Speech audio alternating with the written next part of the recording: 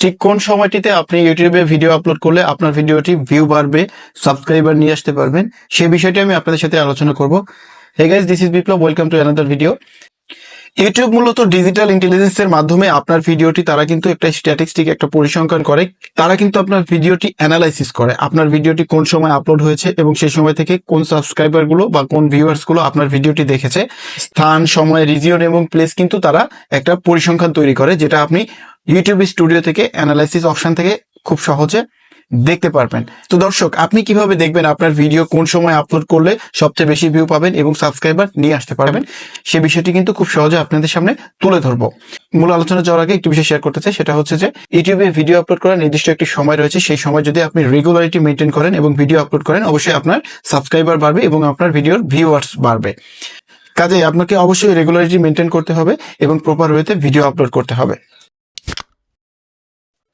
YouTube স্টুডিওতে যাওয়ার পরে অ্যানালাইসিস থেকে আপনি কিন্তু অডিয়েন্সে গিয়ে আপনি এখানে বিস্তারিত দেখতে পারবেন।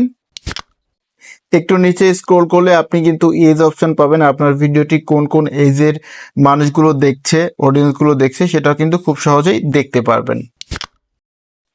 এছাড়া নিচে স্ক্রল করে জেন্ডার অপশন থেকে কিন্তু দেখতে পারবেন আপনার ভিডিওটি ছেলে এবং মেয়ে কারা সবচেয়ে বেশি দেখতে পাচ্ছে, সেই স্ট্যাটিস্টিকটি কিন্তু এখান থেকে খুব সহজে আপনি দেখতে পারবেন।